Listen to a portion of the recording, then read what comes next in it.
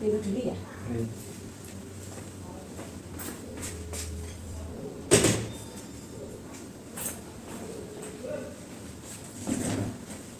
Perkenalkan Ibu, Bapak, saya Bidan Vivi, saya bidan yang bertugas di ruang KIA pagi ini. Dengan Ibu siapa? Ya, Putri. Oh, Ibu Putri, umur berapa Ibu Putri? 24. 24 tahun. Rumahnya mana alamatnya? GSI Sakti. GSI Sakti. Kalau Bapak, nama sih kan Bapak? Toha Umur berapa Bapak? 27. Rumahnya sama ya? Oke. Baik Ibu, ada yang bisa saya bantu Bu? Saya kan menikah sudah 2 bulan. Saya lagi rencana mau hamil, Bu. Persiapan apa saja Ibu untuk mempersiapkan kehamilan? Oh iya Ibu, berarti Ibu sudah punya rencana untuk hamil Ibu ya. 2 bulan ya Bu ya menikahnya. Baik Ibu. Jadi persiapan untuk kehamilan itu yang pertama ada persiapan secara psikologis.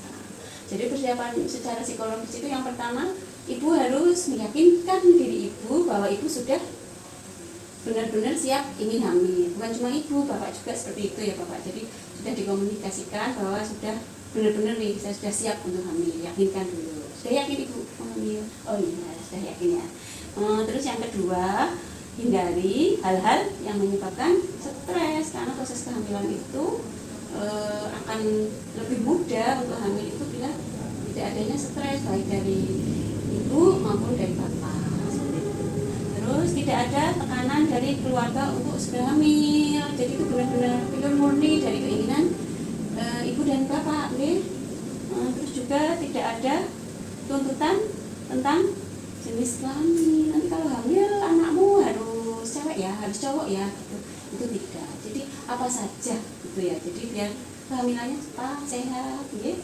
Terus menghindari KDRT, tidak boleh Pak ya Ibu. Jadi KDRT kan bukan cuma dari bapak saja, seperti itu. Terus yang kedua, persiapan fisik. Persiapan fisik apa saja? Yang pertama, menata pola hidup sehat. Yang tadinya jangkut-jangkut misalnya diganti dengan sayur, buah, makanan yang sehat, ya. Terus mencapai berat badan yang ideal. Ini Ibu berat badannya tadi tak lihat. Oh ini Ibu 52 ya Ibu ya. Oh ini ideal Bu, insya Allah ya.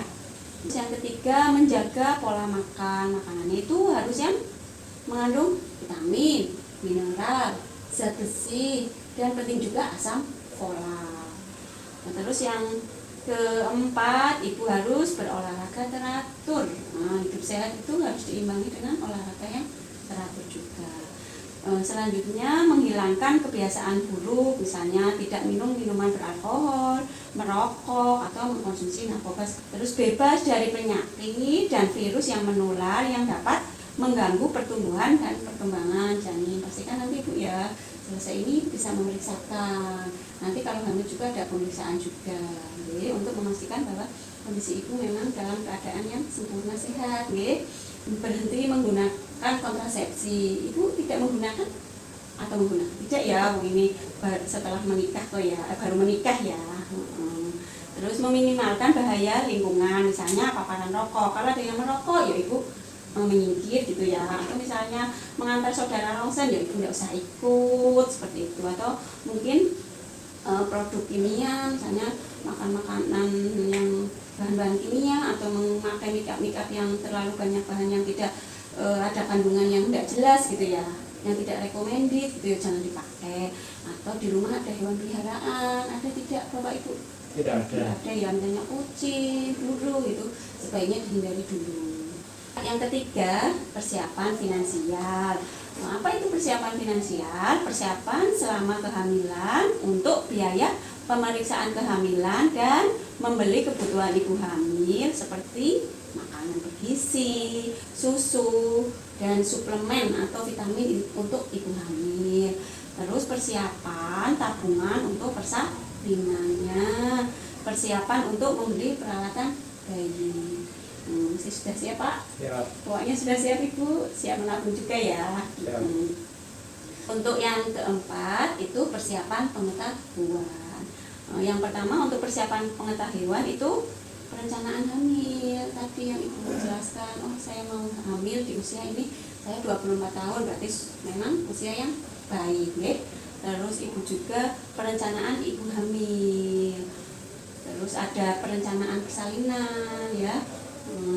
Misalnya nanti saya persalinan mau bersalin di puskesmas misalnya, saya ingin persalinannya saya secara normal, maka saya harus periksa kehamilan secara rutin, itu harus menjadi perencanaan panjang menengah. Terus persiapan pasca bersalin itu nifas Ibu. Jadi nanti setelah saya nifas itu perawatannya, saya nanti perawatannya makanya yang bergizi-bergizi, nanti yang anjuran dari orang tua yang tidak sesuai ya tidak saya ikuti, yang sesuai ya saya ikuti, misalnya seperti itu. Terus perawatan bayi baru lahir, misalnya nanti saya kalau sudah punya anak saya mau ASI eksklusif selama 6 bulan.